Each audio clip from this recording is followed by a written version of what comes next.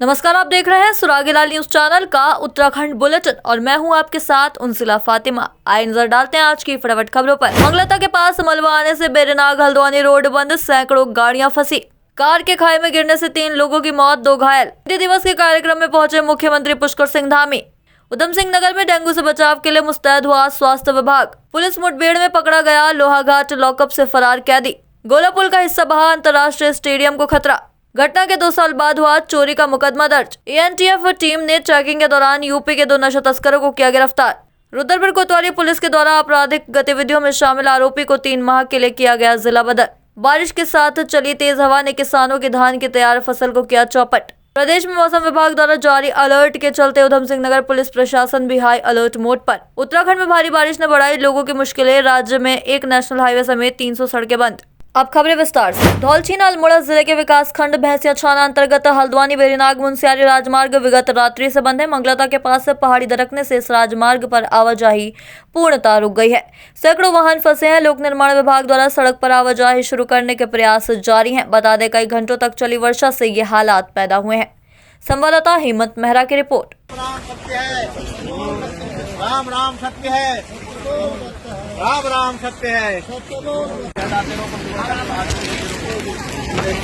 Almora police के थाना Lamgara team ने देर रात्रि में चलाया रेस्क्यू अभियान। कल रात्रि में लमगड़ा से पिथौरागढ़ रोड पर सांगड़ साहू और डुबरोली गांव के मध्य एक कार लगभग 100 मीटर नीचे खाई में गिरकर दुर्घटनाग्रस्त हो गई थी। दुर्घटना की सूचना पर थानाध्यक्ष लमगड़ा राहुल राठी के नेतृत्व में पुलिस टीम तत्काल मौके पर पहुंची और रेस्क्यू कार्य शुरू किया। रेस्क्यू के दौरान एसडीआरएफ टीम भी मौके पर मौजूद रही।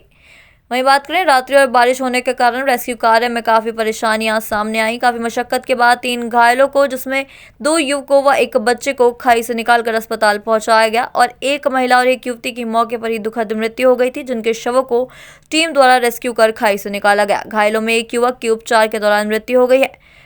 प्रथम दृष्टया रोड के अचानक धंसने के कारण दुर्घटना प्रतीत हो रही है। संवाददाता हेमंत मेहरा की रिपोर्ट। ये गिरी है गाड़ी। वो अब ऊपर को खाई की तरफ ले जाओ, ऊपर की तरफ ले जा दो भाई टॉर्च।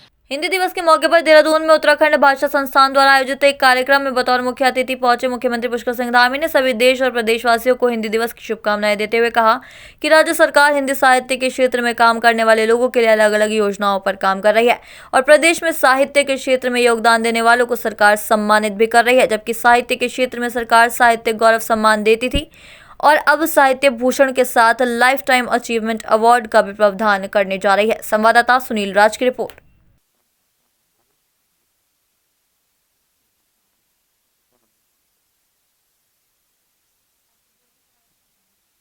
मैं सबसे पहले तो हिंदी दिवस की सबको बधाई देता हूँ, शुभकामनाएं देता हूँ और हिंदी का प्रचार और प्रसार नई पीढ़ी में लगातार ये विरासत की तरह आगे बढ़ती रहे, उसके लिए हमने बहुत सारे काम पहले से भी किया है। साहित्य गौरव सम्मान हमने शुरू किया है। साहित्य भूषण हम अब करने जा रहे हैं बहुत जल्दी। 5 लाख रुपये की धनराशि उस पुरस्कार में हमने उसका प्रावधान कर रहे हैं और लाइफ टाइम अचीवमेंट पुरस्कार भी हमारे साहित्य के क्षेत्र में काम करने वालों के लिए वह भी आगे के प्रस्तावित उसको आगे के लिए कर रहे हैं, जिससे कि ऐसे हमारे साहित्य के क्षेत्र में, भाषा के क्षेत्र में काम करने वाले सभी हमारे साहित्यकारों को जिन्होंने और सामान्य स्थितियों और सामान्य परिस्थितियों में काम किया है, उनका प्रोत्साहन भी हो और लोग उनसे प्रेरणा लें और उनके जीवन में जो उन्होंने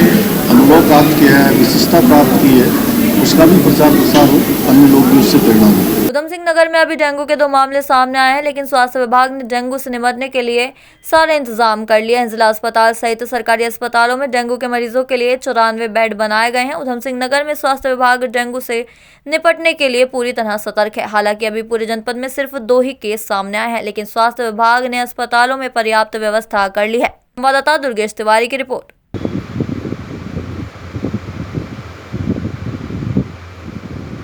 देखिए, लगातार जो हमारे द्वारा मई माह से जो है इसमें शोध सर्वेक्षण कार्य हमारी आशाओं के माध्यम से और जो 10 वॉलंटियर्स हैं हमारे, उनके माध्यम से लगातार शोध सर्वेक्षण कार्य किया जा रहा है और जो हमारे हाई रिस्क एरिया हैं वहाँ पे जो आइडेंटिफाइड किए गए थे हमारे द्वारा, उसमें भी लगातार फॉगिंग का कार्य, लाइवोसाइडल दवाई का स्प्रे का कार्य और सघन रूप से शोध सर्वेक्षण कार्य लगातार हमारे द्वारा उसमें किया जा रहा है।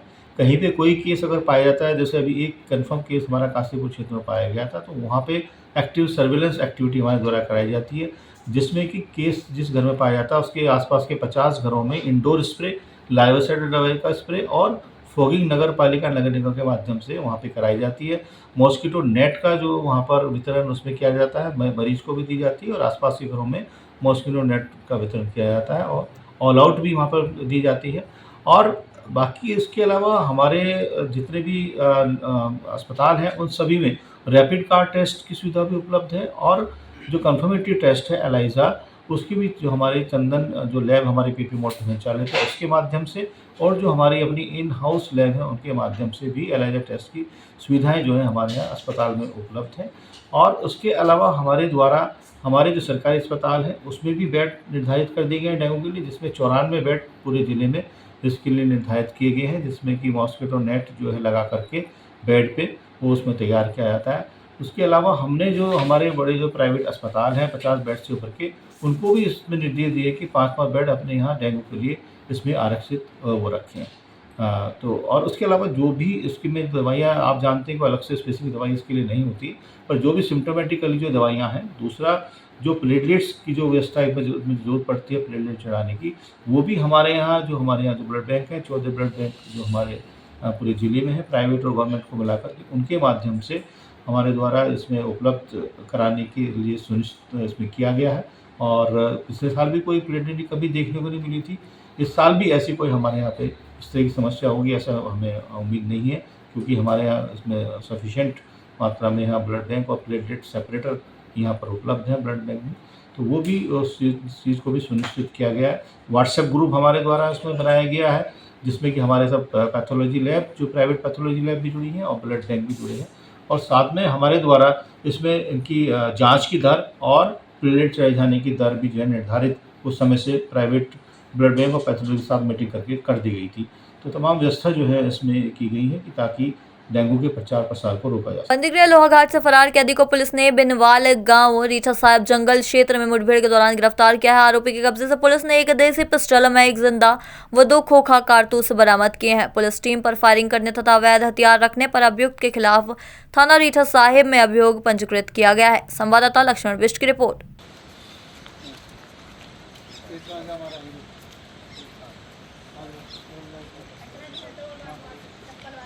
हल्द्वानी से कुमाऊं को जोड़ने वाला गोला पुल लगातार तेज बहाव के चलते खतरे में आ गया है। पुल का एक बड़ा हिस्सा नदी में समा गया है और पुल पर आवाजाही रोक दी गई है। वहीं बात करें रेलवे लाइन को भी अब बड़ा खतरा हो गया है, लगातार वहां भूस्खलन हो रहा है। इसके अलावा अंतर्राष्ट्रीय स्टेडियम के पास भी भूकटाव हो रहा है, जिससे स्टेडियम को खतरा बना हुआ है, जहां NHAI और स्थानीय प्रशासन, रेलवे और सिंचाई विभाग व वन विभाग के अधिकारियों ने मौके का संयुक्त निरीक्षण किया। और इसके साथ ही सांसद अजय भट्ट ने भी गोला पुल का निरीक्षण किया और अधिकारियों को जल्द से जल्द सुरक्षा कार्य करने के निर्देश दिए हैं। संवाददाता दीपक अधिकारी की रिपोर्ट।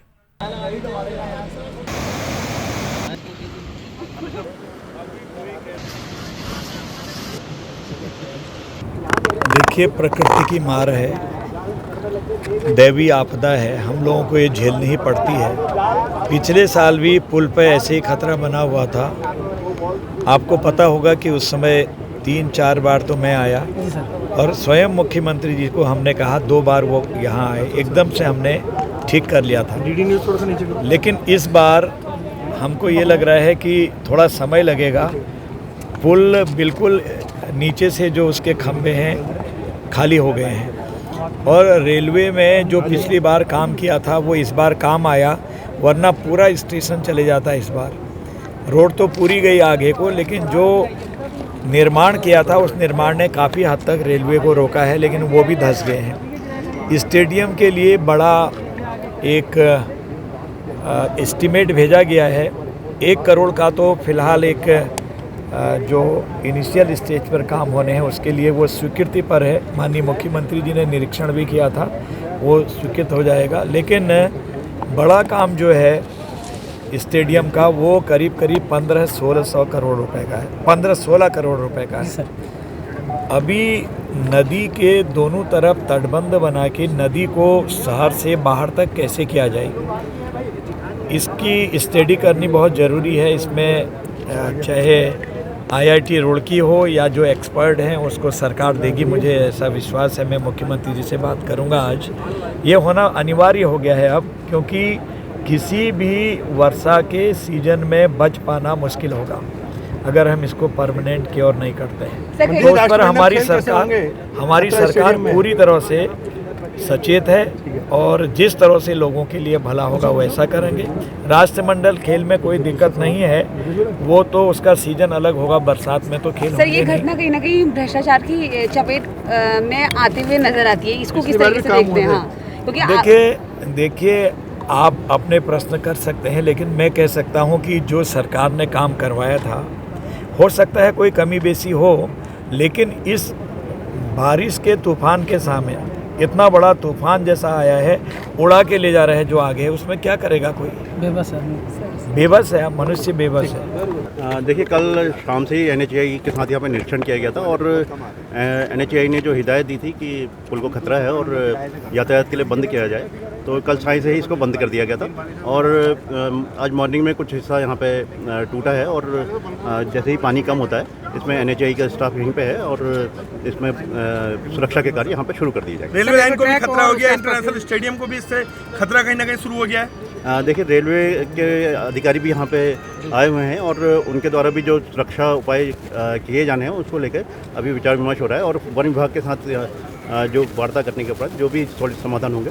NHAI क्या देख रहा है, आगे भी कुछ खतरा है? पिलरों को भी क्या कुछ खतरा है? देखिए अभी पुल का कुछ हिस्सा टूटा है और निरीक्षण अभी जो इनके ब्रिज इंजीनियर हैं वो आए हुए हैं और उनके द्वारा निरीक्षण करने के उपरांत जो सलाह दी जाएगी इसके बचाव के लिए वो उससे किया जाएगा। यातायात कब तक बंद रहेगा? आवागमन किस तरह? जैसे ही इसका कार्य पूर्ण किया जाता है, जिसके सुरक्षात्मक उपाय पूर्ण कर दिए जाएंगे तो यातायात के लिए तब खोल दिया जाएगा। गाड़ियों को कहाँ से भेजा जा रहा है? गाड़ी फिलहाल काठगोदाम वाला पुल चालू कर दिया गया है और जितना भी चोरगलिया और अन्य स्थानों को जाने वाला यातायात है वो उस काठगोदाम वाले पुल से निकाला जा रहा है। चाहे तो एक साथ होनी चाहिए, सब लोग एक साथ बैठना ही नहीं चाहते।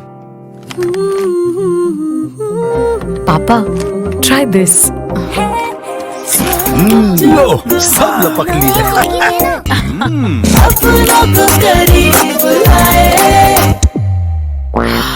ये क्या हाल कर दिया है रूम का? बस कल से चाय, कल से चाय मेरे रूम में। देवर पान नमकीन। उधम सिंह नगर के राजकीय मेडिकल कॉलेज के निर्माणाधीन छात्रावास से सरिया चोरी करने के मामले में 2 वर्ष पूर्व यानी कि 13 सितंबर वर्ष 2022 को रुद्रपुर के पंडित राम सुमेर शुक्ल राजकीय मेडिकल कॉलेज के निर्माणाधीन हॉस्टल परिसर से हुई लाखों रुपए की सरिया चोरी के मामले में पुलिस नींद से जागी और पुलिस ने मुकदमा दर्ज कर लिया है, जो कि एक चर्चा का विषय बना हुआ है। कैमरे में हुई कैद वीडियो में दिन दहाड़े निर्माणाधीन हॉस्टल परिसर में हो रही चोरी की पूर्व वारदात होने के बाद भी कोई कार्रवाई नहीं हुई थी। मेडिकल कॉलेज के तत्कालीन प्राचार्य ने 13 सितंबर को इस पूरे मामले में मुकदमा दर्ज करने के लिए पुलिस को तहरीर भी सौंपी थी, पर अब 2 साल बाद जाकर इसका मुकदमा दर्ज किया गया है, जो कि एक चर्चा का विषय बना हुआ है। संवाददाता दुर्गेश तिवारी की रिपोर्ट।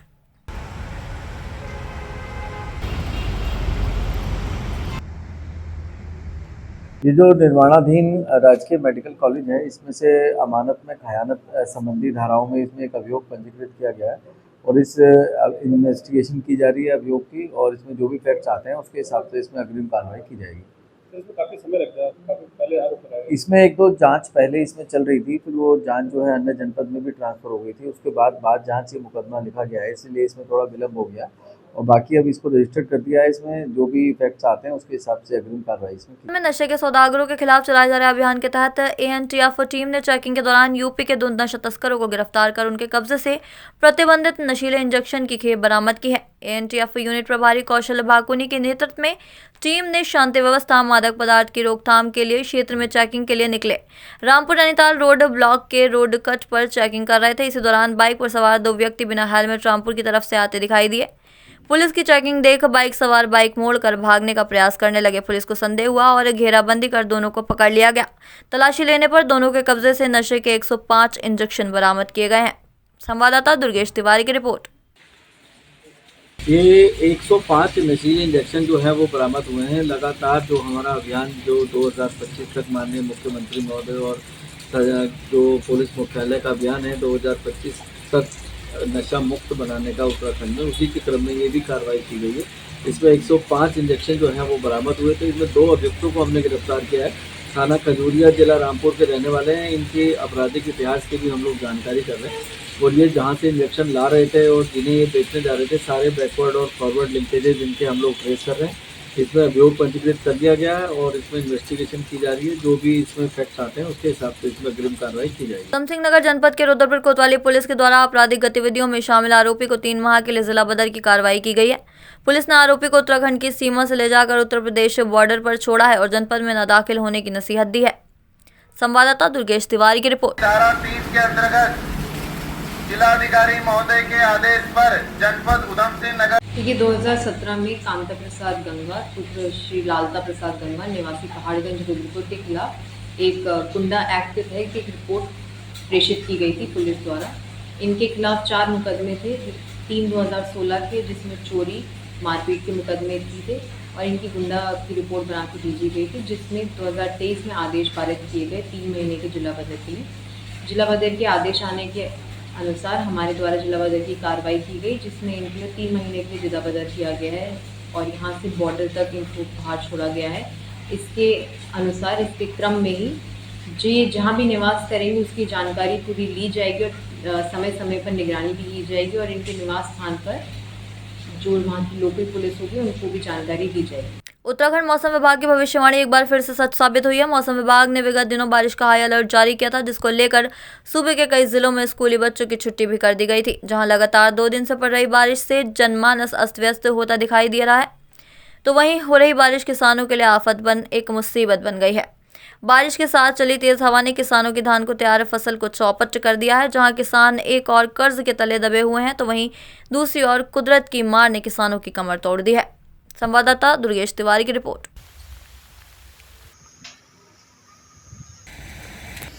पिछले 24 घंटे से प्लस हो गई है बारिश, जो कि धान की फसल बेकार होने को तैयार है। दाना पे धान इस वक्त धान जो है वो दाने पे है, वो भी बेकार हो रहा और गन्ने के खेत में जो है पानी सब तरफ से घुसा हुआ है, जो कि वो भी फसल बेकार हो रही है। मनुष्य का जीवन बिल्कुल अस्त व्यस्त हो चुका है और फसल तो नुकसान हो ही रही है और प्लस जो हमारे जानवर हैं दूध देने वाले, उनका भी खाने को चारा नहीं मिल रहा है। मनुष्य घर के अंदर पैक हुए हैं, जो कि बारिश के कारण वो बाहर निकल ही नहीं पा रहे हैं, जो कि जानवरों का चारा लाएं या कुछ करके दें।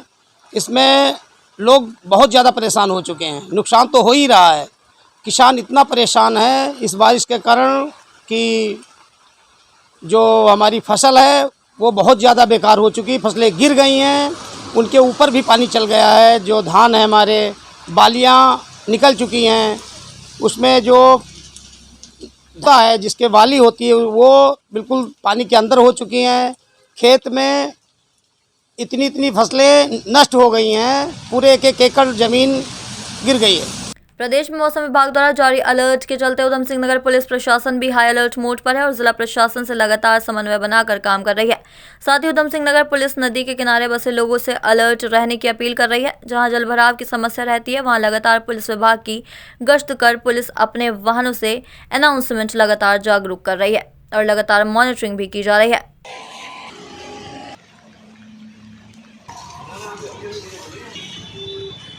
बेसिकली अलर्ट हमें मिला है और पूरा पुलिस विभाग जो है प्रशासन से संपर्क में है और हाई अलर्ट मोड में हम लोग हैं। जहां पर अक्सर जल भराव की घटनाएं होती हैं वहां पर हमने प्रिवेंटिंग अनाउंसमेंट इत्यादि करा दिए गए हैं और अपने सभी उपकरणों सहित पुलिस विभाग जो है सतर्क है और हम स्थिति पर नज़र रखे हुए हैं। यदि कोई भी अभी तक ऐसी डिस्ट्रेस कॉल कोई बचाव के लिए रेस्क्यू के लिए अभी तक हमें प्राप्त नहीं हुई है और बाकी हम लोग भी नज़र बनाए हुए हैं। जो लो लाइन एरियाज़ हैं वहाँ पे थोड़ा जल भराव अभी हो रहा है, बाकी अभी ऐसी कोई विशेष खतरे की अभी सूचना प्राप्त नहीं हुई है और जैसे ही कोई सूचना मिलती है हम लोग तैयार रहेंगे और हम पब्लिक से भी अपील करते हैं कि सावधानी बरतें और ख़ास तौर पे जो एरिया जहाँ पे जल भराव है वहाँ से बच्चों को विशेष तौर पे दूर रखें और अनावश्यक जो है नदी में न जाएं। जैसे मछली पकड़ने या अन्य कामों के लिए लोग अक्सर जाते हैं और वहाँ बहाव में बह जाते हैं, फंस जाते हैं, तो उन कामों को क्योंकि लगातार बारिश चल रही है और अलर्ट भी है एक दिन का और अभी, तो इसीलिए उनको अवॉइड करें। यही हम जनता के माध्यम आपके माध्यम से जनता से भी अपील। चाहे तो एक साथ होनी चाहिए, सब लोग एक साथ बैठना ही नहीं चाहते। पापा ट्राई दिस। लो सब लपक लिए।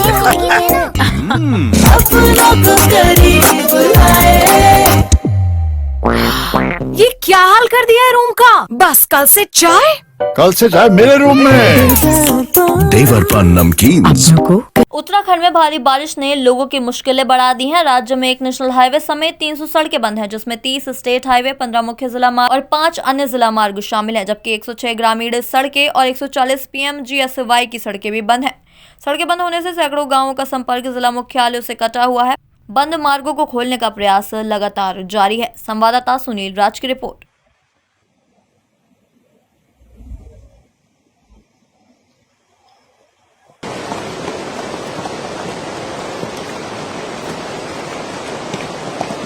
आज के लिए बस इतना ही। ऐसी सभी खबरों के लिए जुड़े रहिए सुरागीलाल न्यूज चैनल के साथ। धन्यवाद।